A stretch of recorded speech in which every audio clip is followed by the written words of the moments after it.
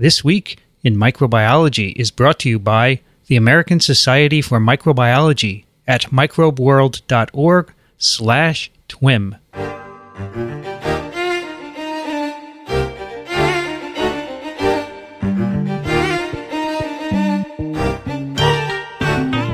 This Week in Microbiology, episode number 18, recorded October 12th, 2011. Hello, everyone. I'm Vincent Racaniello, and this is TWiM, the podcast that explores unseen life on Earth. Joining me today from the Medical University of South Carolina, Michael Schmidt. Hello, Vincent, and happy Columbus Day, since you're an Italian-American. That's right. That's right. Monday was Columbus Day. My son said today is Columbus Day, the 12th. The real Columbus Day? This is the real Columbus Day, before it got moved to a Monday. Oh, thank you. I didn't even know that. You know, my son asked me why we celebrate Columbus Day. And I said, he discovered America. He said, but he wasn't even Italian. I said, well, he was, but he was working for the Spaniards, right? Yes. And this is the 500th anniversary of Columbus becoming famous in the court of Spain. This is when the history books actually acknowledged his contribution of discovering the New World in 1492. 1492. Well, there you go. Happy Columbus Day. Also joining us today from Small Things Considered, Elio Schaechter. Hey, how you doing? I'm pretty well. How are you? Buongiorno di Colombo. Yeah, buongiorno di Colombo. Grazie. And today we have a returning co-host from San Diego State University, Stan Maloy. Welcome back, Stan. Well, thanks a lot. Good to talk to you, Vincent. Actually, both Elio and I are out here next to the ocean blue, speaking of Columbus. That's right. Yeah, that's not the ocean he went to, though, right? Well, it's blue. It's another famous Italian, Balboa. He thought he had. He thought he had. He wanted to go all the way to India, right? That's right. He was a little confused. India or China? Well, doesn't matter. He wanted spices, right? Right. And he got the U.S. instead, or America. Stanley, now I can thank you online for standing in for me twice this past summer. It was a pleasure, a great pleasure. Hope you had fun.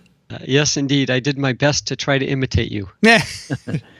Oh, often imitated. What is the saying? Often imitated, never surpassed. That's easy. You can easily surpass. Never duplicated. Never duplicated. Right. Well, never cloned. I could be cloned, right? Speaking of cloning, that's a good lead to today's story. We have a paper today, and that's why Stanley is here to give us expert opinions on this paper, which was published in MBio, which is the open source ASM journal, and it's entitled Conversion of Commensal Escherichia coli K-12 to an Invasive Form via Expression of a Mutant Histone-like Protein. And the authors are Coli, Sudan, Fitzgerald, Adya, and Carr. The name Shankar Adya comes from my knowledge as a student. I used to read his papers way back then. And so it's nice to see him here again. Anyway, Elio brought this paper to my attention, and you said we should talk about it in light of the role of E. coli K-12 in recombinant DNA. Maybe you can tell us a little bit about that, Elio. Okay. This being a good history day, we'll do a little bit of traveling backwards. Also, I think I'm doing this because I'm the oldest in the bunch. Anyhow, the paper, as Stanley will explain, tells us that E. coli strain K-12 may not be as benevolent and innocuous a strain as was thought. And the reason this is interesting is because when recombinant DNA was discovered, whatever it was, at Stanford in about 1972-73, there was the work was done using E. coli K-12. And so what happened was that immediately people started to worry about what they were doing. The first genes that were cloned into E. coli were actually a virus that Vincent can tell us a lot about. It's called SV40, simian virus 40. I believe it was a contaminant or a co-traveler in the polio vaccine, wasn't it, Vincent? That's correct. It was present in the kidneys, the monkey kidneys Right. that were used to grow polio vaccines. It was discovered by Maurice Hilleman. Oh, yes. Okay. Now, what happens is SV40 can cause tumors in mice or in some animal. And so the idea was, my goodness, we're taking this dangerous organism and putting it into a bacterium. And now what if the bacterium got away? And what if these genes got expressed? And what if we had an SV40 infecting everybody under the sun? So this was certainly a valid concern. I mean, people didn't know what to make of it at the time, but they did something rather extraordinary, I guess, in the history of science. The main protagonist decided to call a moratorium on this work. Imagine doing that today. I mean, you got pressures enough to publish, pressures enough to continue your work, and they decided, and there were pressures then too, by the way. It wasn't such, the early 70s weren't such a great time. But they decided, let's take a break. Let's not go ahead. Instead, let's try to get the best brains possible to discuss this and come up with some sort of an answer. And a lot went on. It was really a very lively time in the history of science. One of the most significant upshots was the convening of a conference in Asilomar, California. That's near Carmel, Monterey area. And a bunch of people, I believe there were about 200 or so, got together and talked about it. And by and large, the camp was divided into two kinds of people. Some that said, as I just said earlier, this could lead to a very dangerous creation of very dangerous strains, which could spread in a different way than the natural ones, and perhaps spread more frequently or more easily. And the other bunch of people were people who said, well, essentially, you're not going to improve on SV40. SV40 is what it is, and any pathogen you can think of is what it is. But just by cloning it, you're not going to make it any worse. So these two camps were very strong in their views. Okay, this was not gentleman's talk or gentlewomen's talk. This was really quite lively, and the passions were really flying. But at the Asilomar conference, something prevailed, and what prevailed was the view that one should proceed. That is, the dangers were not seen as being so manifest, so obvious, so evident that you had to stop doing the work. But for the sake of prudence, you might as well take some precautions. And the precautions were codified into what was then called the guidelines, still is, I guess. And the guidelines said that for certain levels of perceived danger, you should work at a certain level of both biological containment and physical containment. Now, what was meant by that? By that was meant that biological containment means that you should engineer a bug as the recipient, a bacterium as the recipient of these genes, which is so weakened that it will not survive by itself in nature. Roy Curtis went out of the way. He created a strain called Chi 1776, which really had all kinds of mutations, and it really, you had to nurture it along in the lab, otherwise it would die rather quickly. That was biological containment. There were other forms of that too. Physical containment meant simply what it says. I mean, you don't work on an open bench if you think you're working with something dangerous. And they came up with 3 levels of containment: P1, P2, P3, P4, and P4 being extreme. And by the way, we should talk about this, or maybe it's a subject for TWiM. This is an aside. At the CDC, where they have one of the only P4 containment labs in the world, they went ahead and inoculated some macaque monkeys with nothing else than smallpox virus, and did a lot of experiments with them under conditions of extreme care. Anyhow, that is not the subject for today. Vincent, are you going to talk about this in TWiM, or? We're actually going to take a trip to a BSL-4 lab down in Texas, in Galveston. Huh. And we're going Really? try and do a show from there. Maybe we'll do a show Very from within the lab. Are you going to talk with spacesuits on? We'll do it. We'll record TWiM in spacesuits. Yeah. It would be fun. Yeah, so we do have a plan to do an episode on that. Yeah. And if people haven't seen one, they can see one in the movie Contagion that's out right now. Oh, that's right. Yep. That's right. Anyhow, that's the extreme. Stepping down from there is a B3, BLS3, 2 and 1, and the different degrees of containment. 1 is essentially working carefully on the bench. Level 2 is a little bit more stringent and so forth. So people said, let's assign a risk, and it's to whatever you're doing, and then we'll prescribe what is the proper level of biological and physical containment. And nobody was quite happy because this was a compromise, but it was really, I think that people of goodwill got together and did the best they could. The upshot, to fast forward, is that essentially not much has happened that one could assign to accidental cloning of genes that created a virulent organism that wasn't there before. At the beginning, by the way, there was a ban on cloning things like virulence factors, toxin genes, for instance. You're not supposed to do that. Well, since then, the guidelines have been relaxed significantly, and people have done it. And again, as far as I know, correct me if I'm wrong, Stanley would know probably, whether any report has emerged of anything bad happening from all this. What do you think, Stanley? Is this That's correct? Yes.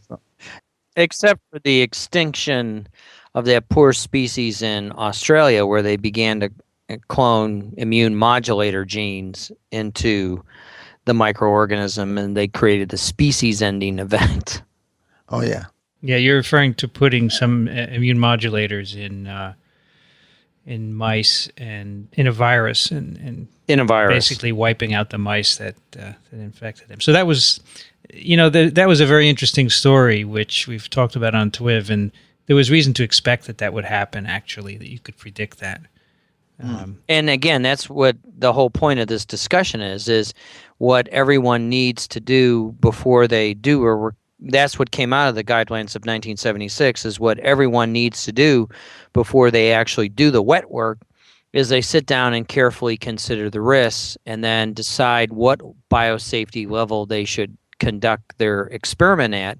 And this is principally the work of the scientist or principal investigator to do. The university doesn't tell you, the research institute doesn't tell you. You, the scientist, because it is a guideline, decide based on a thorough and complete risk assessment of what to do, because the intent of the guidelines were to protect the general public. And the general public meant everyone from your lab mate next to you to the people down the hall to the general community. So, Elio, was the Chi 1776 a derivative of K-12? Yeah, it was a derivative of K-12, and the reason why K-12 was chosen is that it was certainly the best studied organism on Earth, maybe second to humans. More was known at that time already, and more is known now about E. coli, especially strain K-12, than any other living thing.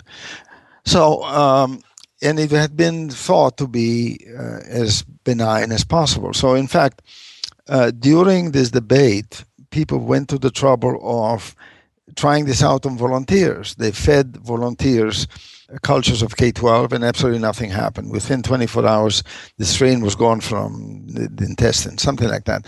It did not colonize anybody. And those of us who work with K-12 know that we were pretty lax in how we worked on it. I suppose in my lifetime, I take the equivalent of several baths with cultures of K-12, and I'm still here to tell the tale. So anyhow, that, by the way, where does K-12 come from? Well, came from Stanford, and it was originally from human feces. And just to remind everybody, practically all mammals carry E. coli in their feces. It's not a majority component. It used to be a big deal because in the old days, before people realized that they better incubate things anaerobically, if you just take feces and incubate them aerobically, what you're going to get is E. coli. But if you go to the trouble of incubating anaerobically, and you pick up all the anaerobes, it turns out that there are about 1,000 anaerobes for every E. coli cell. So it's a minority component of the feces, but an important one. Anyhow, but let me say something about the history of this a little bit. I want to explain a little bit more how things were done. I hope you bear with me. The job of writing the regulation was given to a committee of the NIH. The NIH set up a committee called the Recombinant DNA Advisory Committee, affectionately called RAC, the RAC Committee. The Racaniello Committee. No, it's the rack, because after appearing before it, you thought you were on it. Anyhow, I happened to have been on it a little bit later in the game, and it was absolutely magnificent. The reason what was so incredible, it was an open committee made up of people from the scientific community and the community at large. It represented some ethicists, theologians, and so forth, plus scientists. And it even, I think the people who nominated members included in it purposefully some people from the vociferous end of the spectrum who were against doing anything. So the meetings were open, held openly, and by the way, they were really well attended. There was television, there was radio, there were newspapers. It was really a big show. And everybody had their say, and everybody was heard, and the public was heard. There were really open sessions. So this was really an extraordinary event in science history, that science policy was made in such an open and I wouldn't say dispassionate, it was plenty passionate, but certainly in a way that let everybody have their say. Elio, since you were in Boston during these years, right? Yeah. You probably remember what happened in Cambridge, right? Do I ever? The mayor of Cambridge was an astute politician, and he knew what would sell in terms of politics. So they started to work on a city ordinance to ban work on recombinant DNA. Well, Cambridge is the place where there is a Harvard and an MIT. So imagine what that would have done. So there were lots of public hearings, and I attended them. And I remember driving there with David Baltimore and discussing how would we present it. And one argument that I had was that if you add up the amount of E. coli on Earth, it is probably the number of E. coli are something like 10 followed by 20 or 22 zeros, something like that. And therefore that anything that could conceivably happening was likely to have happened. Wasn't much of an argument, but what the hell. Well, our national debt was much smaller then, so no one had a frame of reference. That's right. Then anyhow, there were really lively discussions. They were including some very distinguished people who were on, as I say, on the anti side. They thought this was dangerous. There's a wonderful video I'll put a link to it. I think it's in the MIT archives. It's a video of one of these sessions where the mayor, who was an Italian fellow, by the way, was questioning Baltimore. Mark Tashney was there, and a few other well-known scientists. And he's very, very aggressive. It's a very interesting video. Huh. So that's where we're coming from with K-12 today. Yeah. So that's K-12 and K-12. Well, let me anticipate something. Had this paper that we're going to discuss been published in 1973, it's very possible that the history of this business would have changed. It would have been different. Yeah. I think you're absolutely right on that. I think it would have really, because it was the great frontier and no one knew how things were going to play out. And I think it would have been a very different landscape today than what we have. And we would not have seen the rapid advances in DNA sequencing that were principally made because of cloning in things like M13 vectors that really, advanced Sanger sequencing into to the top of the heap. We'd be still doing Maxim and Gilbert sequencing back there. So I just want to put this in perspective. Back then, when in the time that Elio has been talking in the mid to late 70s. So I began my postdoc in 1979. I went to David Baltimore's lab. And when I arrived there, he said, "The moratorium has been lifted. We can now clone entire viral genomes into E. coli." And that's why I started cloning polio genome. And from that's why I'm here today doing this podcast. If I hadn't done that, if the moratorium hadn't been lifted, I wouldn't be here today. Now, Elio, you told us you were in Boston at the same time. Michael, what were you doing in these mid to late 70s? 1973, I was in high school. Youngster.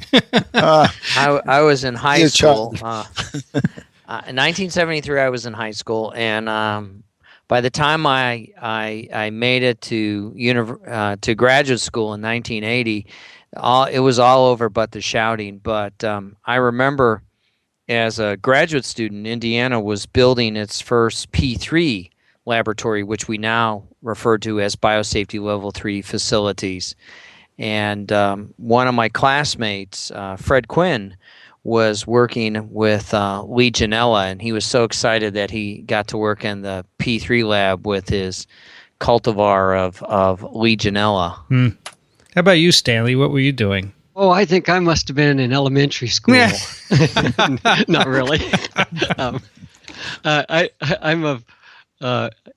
was in high school also in the 70s, the early 70s, but in the late 70s, in 79, about the time you started your postdoc, Vincent, I was in graduate school, and I remember that we started doing some very rudimentary cloning because I'd gone off and taken this little course, and I was the first one at my university to have done anything like that.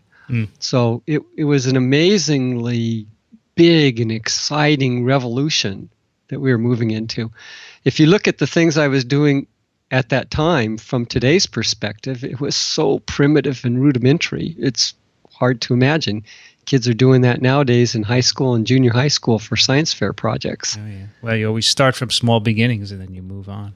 Right. So, Stanley, why don't you tell us about this paper now? Now that we've given some background, what is this about? I want to first describe a couple of things that I think are really important because the whole paper is based upon them. So the first thing is that this paper is based upon a kind of histone-like protein called HU. And everyone who's had a biology class knows about histones in eukaryotic cells, but a lot of people don't realize that there are a set of proteins that have been called histone-like proteins in bacteria, and they're architectural proteins. They bind to the DNA and they change its shape in key ways that facilitate the expression of genes or turning off of genes. And these proteins have been known to be very, very important in some aspects of virulence in the past. So the protein we're going to talk about today is HU, but another histone-like protein is called HNS. And a big role of HNS is to turn off foreign genes when they come into a bacterium. So this is a way of preventing a bacterium from acquiring virulence genes and all of a sudden becoming a pathogen. Stanley, are these HU proteins in all bacteria? HU proteins are very widespread in bacteria. They're small, highly basic proteins that associate with nucleic acids and typically cause it to bend a little bit. And that's the other thing that, for those of you who have maybe forgotten the problem that the poor bacterium faces, the genome of the garden variety E. coli is about 4.56 megabases in length, which if you measured it, it would be about a millimeter. But as many of you know, the average bacterium is only 1 micrometer in size. So in order to get expression, and Stanley's probably going to talk about expression of these virulence determinants, what has to happen is the DNA has to be effaced into solution so that RNA polymerase can find this promoter element in order for the virulence determinant or any gene for that matter to be expressed. Right. And so these structural proteins facilitate the condensation of the DNA so it actually fits inside the bacterial cell. That's exactly right. And so when you think of these proteins as affecting the architecture of the DNA, it's not surprising that they can influence gene expression. And so we call these, they have a role in something we call global regulation. That is where one particular protein can influence the expression of a whole lot of different genes. And so people that Shankar Adya and his colleagues have been involved in doing research on HU protein for a long period of time, and they've been interested in how it affects gene expression. And a few years back, they isolated this very unusual mutant of HU. It's in one of the subunits of HU called HU alpha, and it's got two different amino acid substitutions in the protein. So this is not a mutant that results in loss of function of this protein, but rather it gains new kind of function. And in their early work, what they noticed was when this particular mutant form of HU was in E. coli was very weird, very different from the way we think of the normal K-12. Instead of being short rods, it became like very small spheres. A lot of genes were no longer expressed. The physiology of the bacteria were changed. Their growth was changed. And so this immediately told them that there were a lot of impacts on gene expression, and by looking at transcription from the whole genome, they could say, yeah, there is a lot of stuff going on. And it ends up that these proteins, this modified protein, what it does is it has a profound change in the coiling up of the DNA that Michael just described. That is, normally the DNA coils in a negative sense, and with this mutant, it coils in a positive sense, right? So if you think of a twist, it's just like twisting in the opposite direction from the way it normally is. You could do this experiment at home with a rubber band, spinning it one way and spinning it another, and mark your rubber band on the top and on the outside of the rubber band and on the inside of the rubber band, and you can see where that ink goes as you spin it, and that's the challenge for the RNA polymerase in finding its spot. Very good. So when they do this, they say, wow, this is weird and wonderful, but does it mean anything? And so they looked at the genes whose expression was changed, and they say, wow, some of these genes seem to be things that normally are associated with virulence. So maybe this change has an impact on the pathogenesis of the bacterium. And so that's what this paper is all about. Based upon that background, they went in to ask the question, can this change in a single protein result in a difference in the ability of this bacterium to be virulent? Can I interrupt you for a second? Sure. Explain to me the following. When E. coli K-12 was sequenced, and I believe it was the first strain of E. coli to be sequenced, when people annotated the sequence, weren't they surprised that there were virulence genes present? What happened there? In a lot of cases, there are, in every bacterium, there's a whole bunch of genes that are present in the genome that under normal growth conditions we don't see expressed. Yeah, but they're there. I mean, people wake up and say, "Hey, gee, look what's in E. coli K-12." So they did say that, but then they say, well, maybe these genes, they're not used anymore, and so they just haven't had enough time to be deleted or lost from the genome. So they're just artifacts that are left behind. They're fossil genes that haven't had enough time to decay away yet, right? And when you look at the genome of K-12, you see some genes that can be associated with virulence, like the ones we'll talk about today, but there are a lot of genes in the very nasty strains of E. coli that are commonly associated with human outbreaks that you don't see in K-12.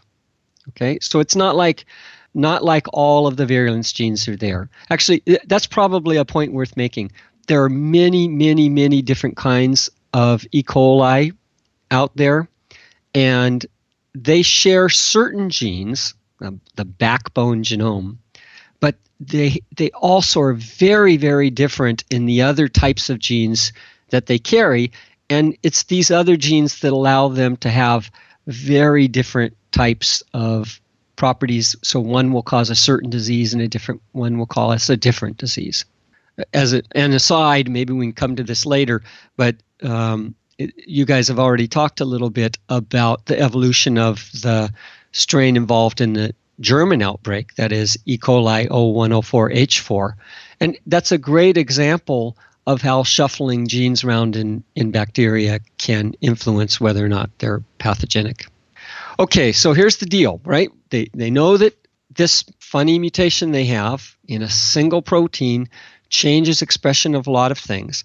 So they decide to, first of all, look to see, well, does it turn on virulence genes?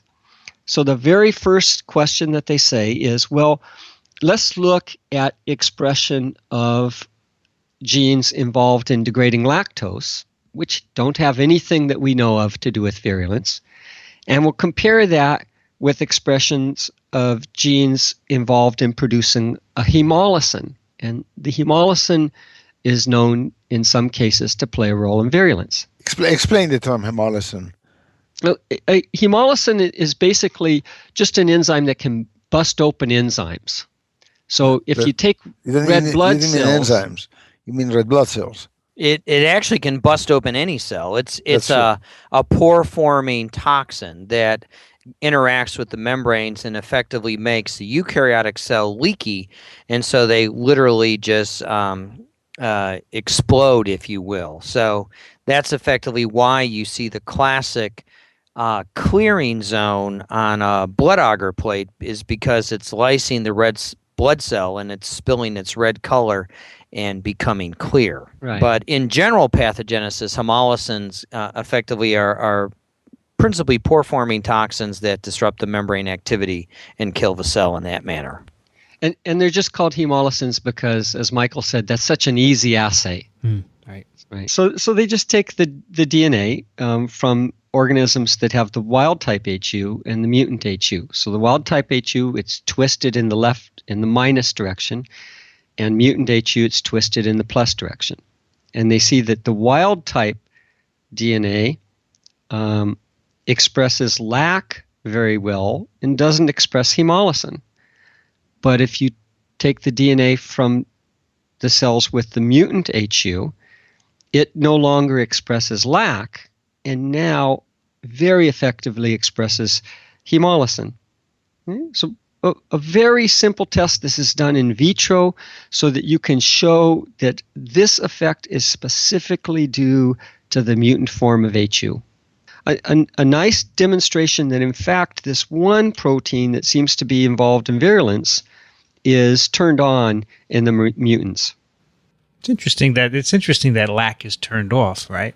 I think that the whole idea here is that the argument is that some expression of some genes may be dependent upon factors that depend upon a unique environment. Yeah. Sure. And in that unique environment, you want to turn on virulence genes, and you don't want to be wasting your time with all of these other factors that are probably not important in that unique environment. Yeah, sure. That's a bit anthropomorphic. Yeah, it is.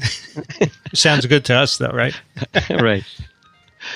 So that's expression of one gene, but does that mean anything relative to what you really see in virulence?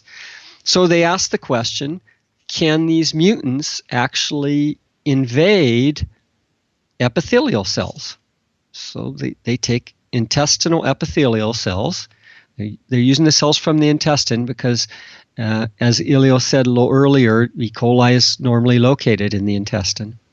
And they ask the question, can the bacteria get into these epithelial cells? They begin doing this with electron micrographs, and you can see that the wild type does not get into epithelial cells very well at all. But this mutant gets into epithelial cells really very effectively. And it seems to do that by stimulating the epithelial cells to undergo rearrangements where the epithelial cells actively swallow up the bacteria to internalize them. So a lot of this you can see in pictures if you look at the manuscript, but there's also a very widely used and clever assay for this. And so the assay is called a gentamicin protection assay. And the idea is this. You take bacteria and you mix them with some eukaryotic cells, and after a period of time you add gentamicin. Gentamicin will kill all the bacteria that are not inside of the eukaryotic cell, but gentamicin can't get into the eukaryotic cell. So once the bacteria are internalized, they are safe. So you do this assay and you can say, well, how well can these E. coli get in to the eukaryotic cells? And you see that the wild type E. coli it can't get in very well at all. Percent that get in is around 0.001%. And if you instead look at the mutant bacteria, about 10% of those make it into the eukaryotic cell. So this is a huge difference in the ability to invade those eukaryotic cells. How does that number compare to, say, a bacterium that is a professional intracellular replicator? I mean, like Listeria? Yeah. How about like salmonella? Why don't we say like salmonella? Let's say they did that experiment. It ends up that if you take the laboratory strain of salmonella that is called LT2 and you compare how well it gets into bacterial cells, it's about the same as these mutant E. coli, K-12. So salmonella is known to be able to get inside of cells, right? This is what salmonella does for a living, right? Salmonella is very effective at getting into eukaryotic cells, and it's an important part of its ability to cause disease. Okay. So this is a really important result. It says that, I'm going to emphasize again, one mutant protein out of all of the proteins in the whole genome of E. coli are changing the properties of that E. coli in such a way that the bacteria become intracellular about as effectively as a known bona fide pathogen. Wow. That's really impressive. I don't think that people would have predicted that would be true. Especially of K-12. They would have predicted it maybe of 0157, but not K-12. That's right. I mean, this is a case where K-12, because of all of the studies that have been done over all these years, including the studies that Elio mentioned earlier, we just did not think that mutations in a single protein would have allowed E. coli K-12 to become invasive. And the argument people make is very much like the argument Elio made earlier. That is, we've grown so many cultures of E. coli and there have been so many of these bacteria propagated. If this mutation could have occurred, we would have seen it sooner. Well, sometimes that's not true. Well, maybe there wasn't a selection for it. I mean, it's only 2 amino acid changes, so you would think that would be easy to see, but apparently it hasn't been selected for in nature, right? Maybe. Or maybe somebody isolated this mutant and they said, oh, this isn't right. It's not a small rod-shaped bacteria. It's a coccoid bacteria, and they threw their culture out. Yeah, could be. That's a good point. So they take this mutant and they complement it with the wild-type protein, and they show that if you overexpress the wild-type protein, it reverts you back to the normal properties and you lose the ability to invade. So this is a property specifically associated with this one particular gain-of-function mutant in HU. Yeah. Now, you can do a lot of studies, and they did some really nice studies that look at the way the bacteria get into the eukaryotic cells. So you add inhibitors that block this pathway or that pathway or another pathway. And the results can be very simply summarized to indicate that when this E. coli is interacting with those eukaryotic cells, it's inducing the cells to undergo rearrangements in their microfilaments and microtubules so that they actively phagocytize the E. coli K-12. So this isn't an accidental thing. They're actively telling the eukaryotic cell to take it up. So these are similar pathways that are used by other bacteria that normally do invade as part of their lifestyle, right? Right. But it gets more interesting because at this point, when I read the paper, I think I said to myself, well, gee, this is a bad bug. I bet you the mice die when injected. That's not the case, though, is it? And that's where the fun begins. Right. Well, actually, I think that's probably the final point, is that you can go through this paper and you can see all of the characteristics that turn this bug into a potential pathogen. So they express these fibers called curly fibers that help the bacteria get taken up by the cell. When they're inside the host cell, they express hemolysin, the enzyme we talked about earlier, and that helps them bust out of the phagosome. When they're inside of the eukaryotic cell, they express proteins that prevent apoptosis, that would kill the eukaryotic cell, so the bacteria can survive longer inside of this eukaryotic cell. Right? And all of these are active mechanisms. This is not passive. So the one mutation in HU is turning on all of these different pathways that are critical for virulence. And they were able to demonstrate that in some cases they could show the particular host cell proteins that were modulated to turn down the apoptosis pathway. All right, so you go through all of this, and then you get to the take-home point that Elio just mentioned, and that is that although they're good at getting into cells, although they're good at propagating inside of those cells, although they avoid an important host defense mechanism, they can't kill a model animal.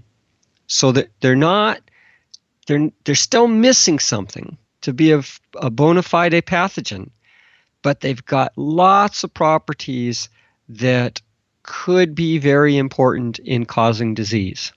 Do you think it's because of the model that they used, that the fact that they were using an intraperitoneal inoculation as opposed to passing them through the gut where they may get other signals?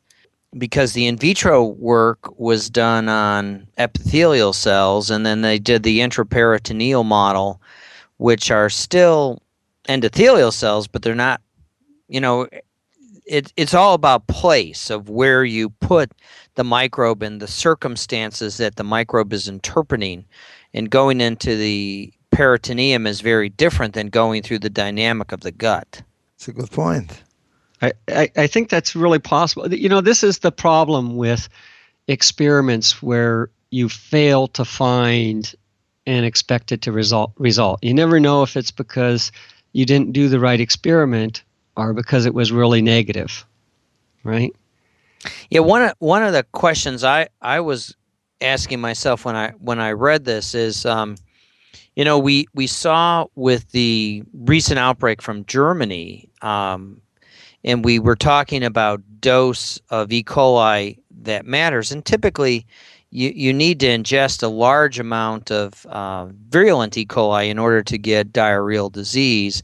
And so the issue is when these mutants of E. coli are introduced, they begin to behave more like Shigella, where the infectious dose begins to drop. And so the issue then becomes, in an animal model, would this particular mutation lower the infectious dose that's required in order to cause disease, or would it still be high? And this is what's so neat about this paper, is it raises the right questions at the end. You have the in vitro data that are making a brilliant argument for the importance of this supercoiling, and it really begins to teach us the importance of why some areas of the genome are maintained yet remain cryptic. And so I think they've really stumbled into something quite remarkable, and that I think will revolutionize our understanding of pathogenesis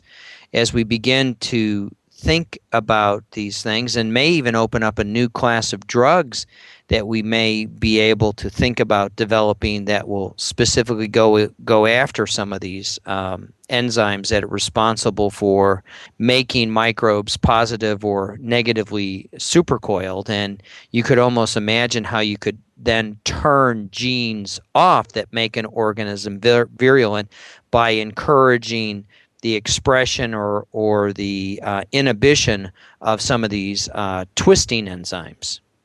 So from my perspective as a virus guy, I would say getting into a cell is enough, and you don't actually need to be virulent to have achieved whatever you've been selected to do.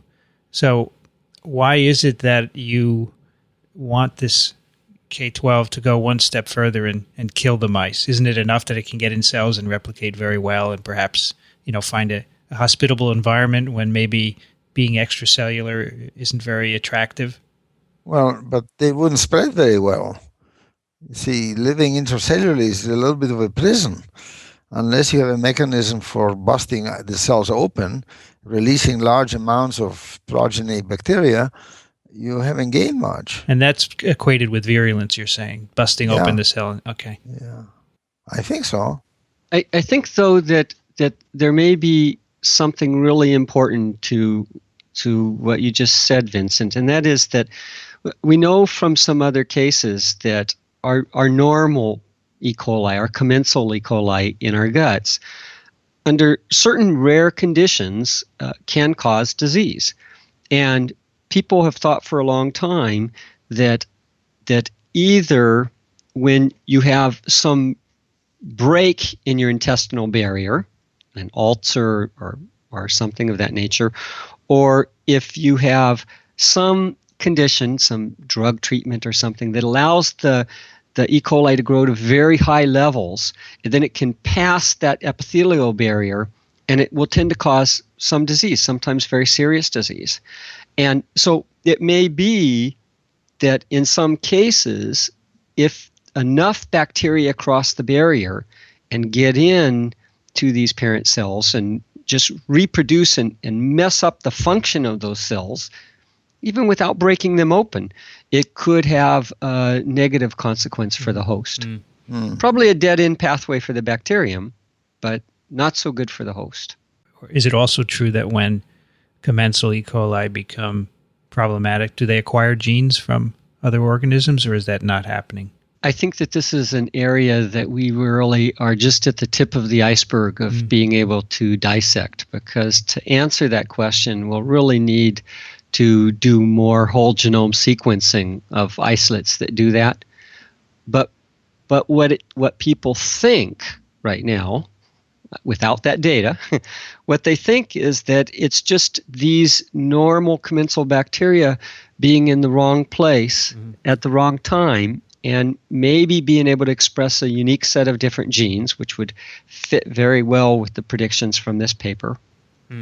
It's so the idea here is that these genes are still there. They haven't been lost because they're probably used at some point, and understanding when they are used, when they are expressed, is really the key to understanding what they're doing.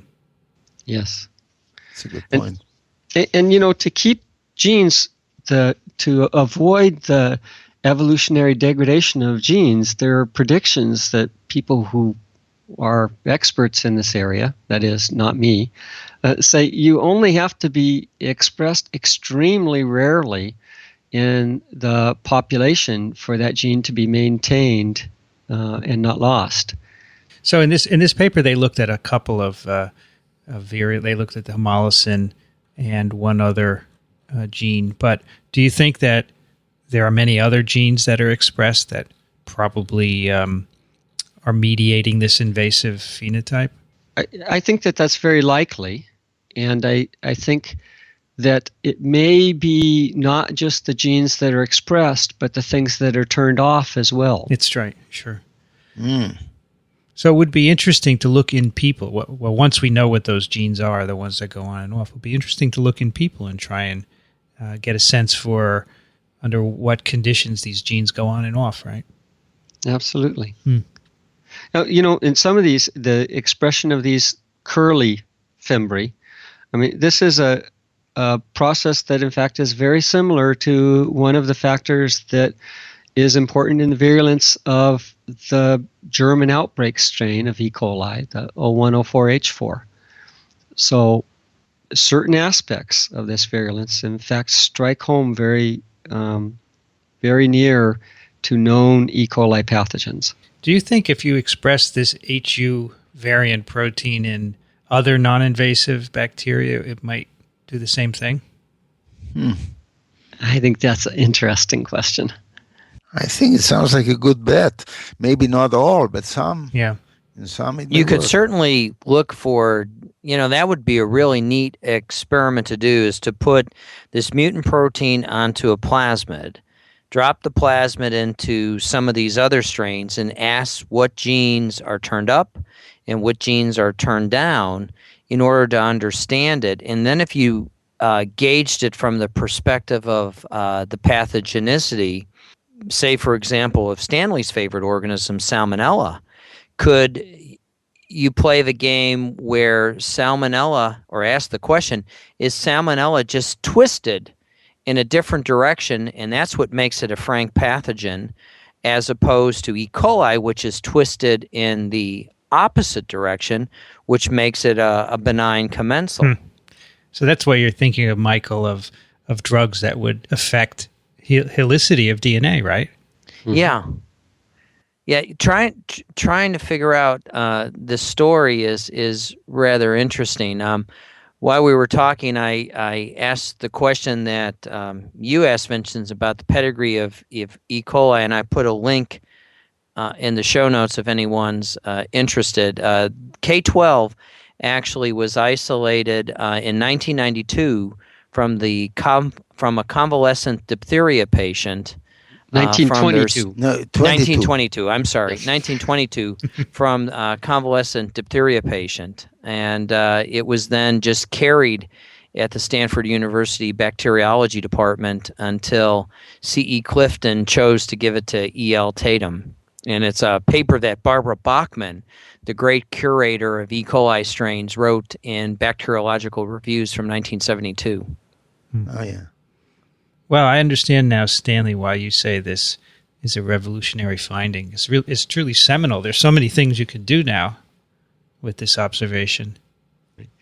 And I think that there are a couple of really key take-home points here. One is that a mutation in a single gene can have very profound effects that go beyond what you would have guessed that gene would be involved in, including making an organism more virulent.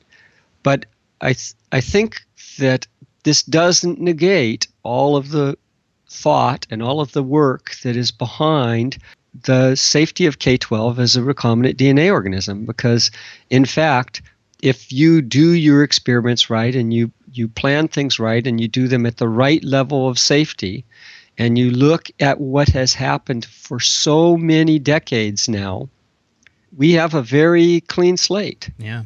And so I don't think this is something that all of a sudden people should say, oh, no more E. coli K-12 experiments. Let me say just one other thing. I got to do a plug here. I was a reviewer of this paper, and there goes your anonymity. Well, it's, this is, there are papers that you read that are interesting because they make a good scientific point. And there are papers that you read that not only make an important scientific point, but they're so logical that they just flow. As you're reading, you ask a question to yourself, and that's the next thing that they do in the paper. And I really thought this was a great example of that, a paper that's not only interesting and important, but a true pleasure to read.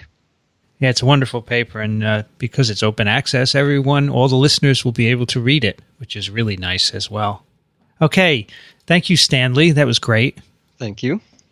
Before we go on to some email, I just wanted to mention a story I came across over at microbeworld.org. It was called Century-Old Bacteria Unearthed in New York City. There was a story on ABC News as well as in the Wall Street Journal. So apparently during construction of a new building down near New York University School of Medicine, they found that there was a time capsule that had been buried there in the late 1890s.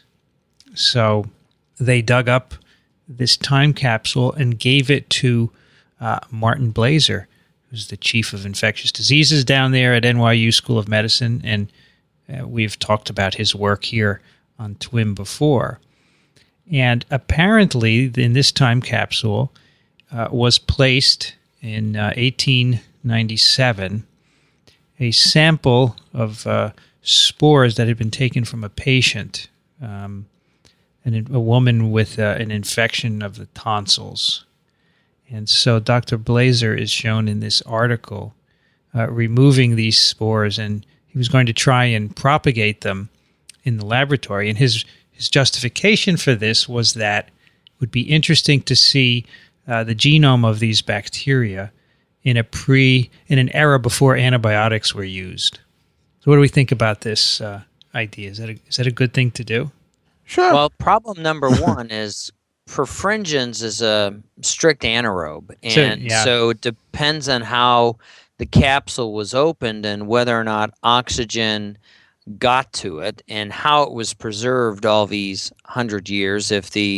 Assuming they lyophilized or sealed the spores, you may or may not get it. The other way.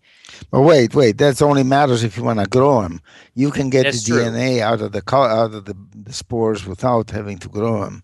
So that, from that point of view, that doesn't really matter. Yeah, that's a good point. So in the article, he's described as trying to culture them, but you could just sequence directly, right? The spores. Right. We should mention these are Clostridia, which were called Bacillus aerogenes capsulatus back then. It's now Clostridium perfringens. Of course, gas gangrene and unfortunate people.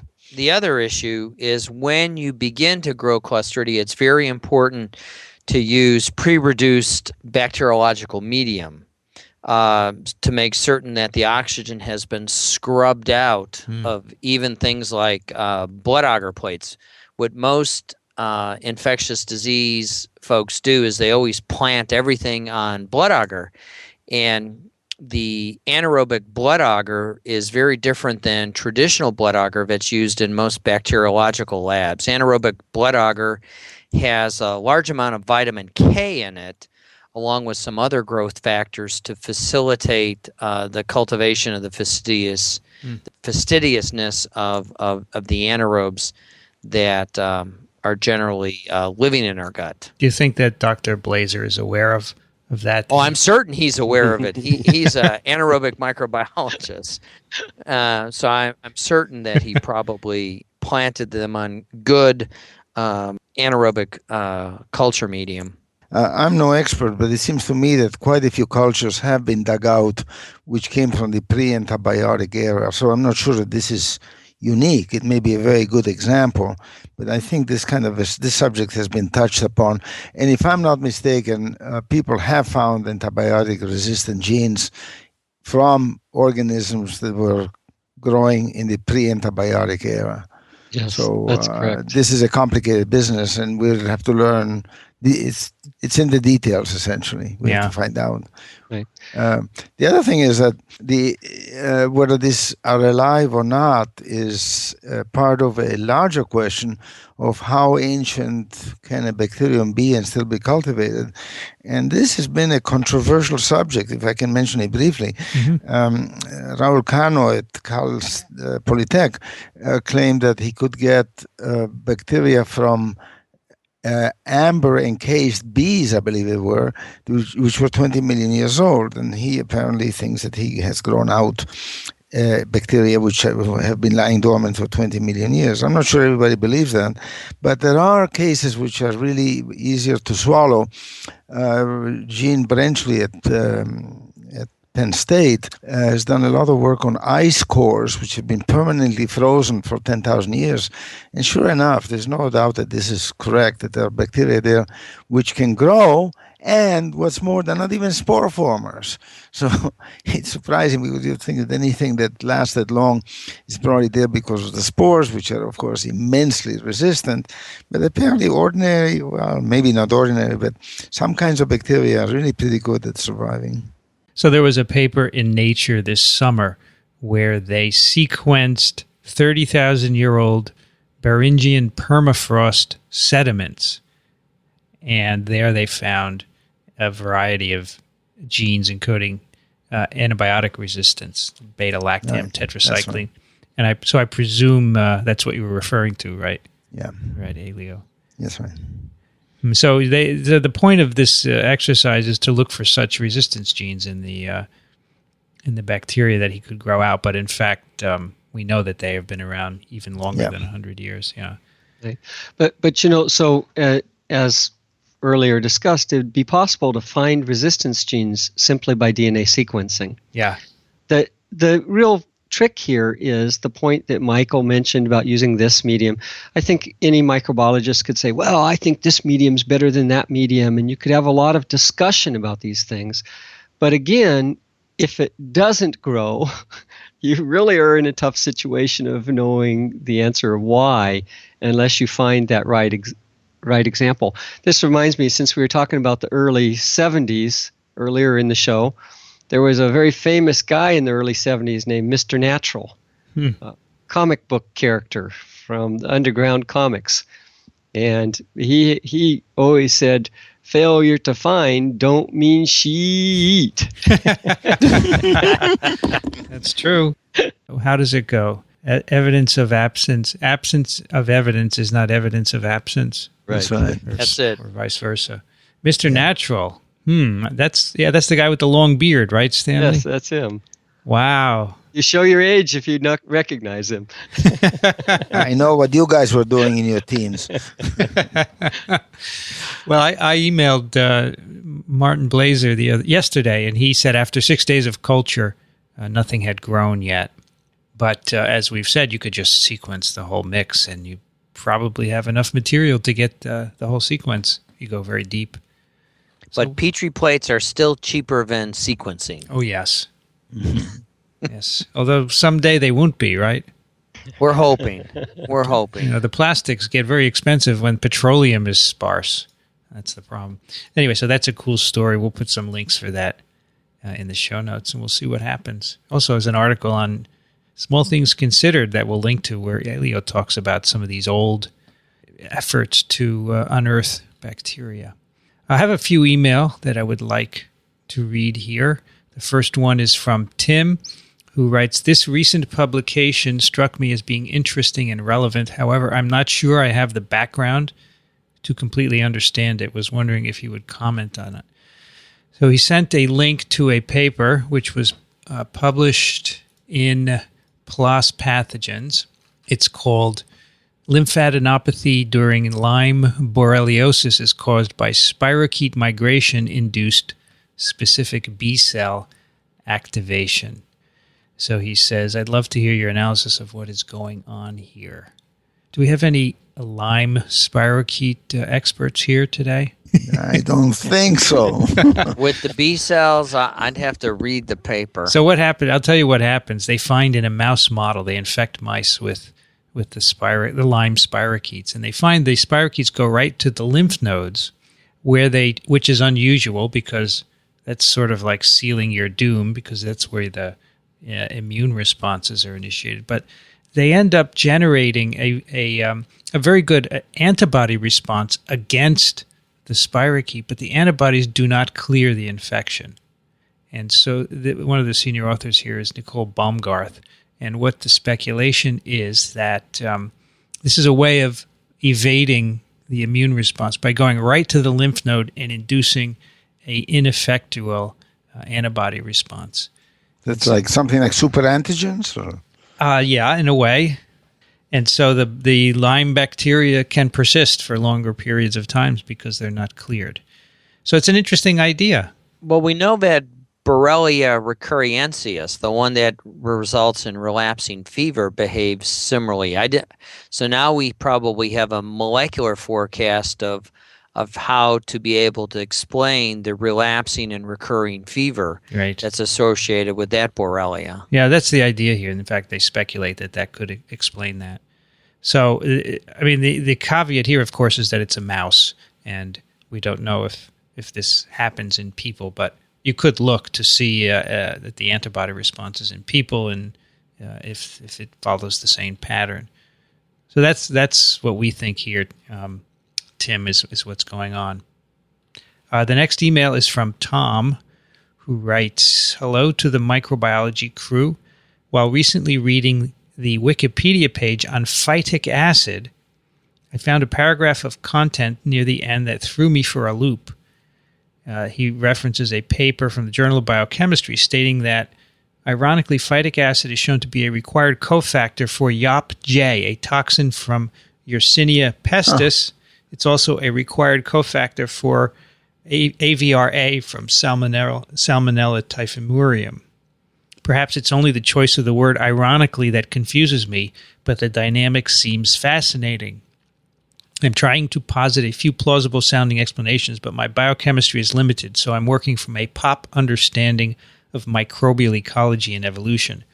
I kind of get that phosphate is tightly sequestered in phytic acid, much like chelation complexes for metals, but I can't see why it would be advantageous for Y. pestis to have maintained the cofactor dependency to the toxin this long. I know E. coli puts a similar trick by chelating the heck out of free iron, but the fact that the compounds are functionally labeled toxin versus iron acquire skews my intuition. I guess I'm struggling to understand the genetic logic behind the cofactor. My assumption is that phytic acid is somehow integrated into Y. pestis' metabolism. Maybe the phosphate groups are hydrolyzed and absorbed by the bacterium, but from what little I could decipher from the paper, no mechanism for reabsorption seems present. I suppose it could always be neutral evolution, increasing complexity with negligible benefit, but the pathways involved seem too tightly regulated to be purely non-advantage yielding for either organism. If you have the time, I'd love to really take a more rigorous stab at understanding this dynamic from a biochemical and ecological level. Anyone know about this phytic acid and its involvement in these toxins? I have never heard of this before. This is a very interesting story. It's not obvious. I searched PubMed and I only found 2 papers on this. So phytic acid is inositol hexaphosphate, IP6. It's a molecule found only in eukaryotic cells. And apparently it activates a number of toxins of various gram-negative bacteria. In fact, I found a paper where they actually solved the structure of IP6 bound to one of the toxins. So it looks like it's a cofactor, and it binds to the toxin and activates it.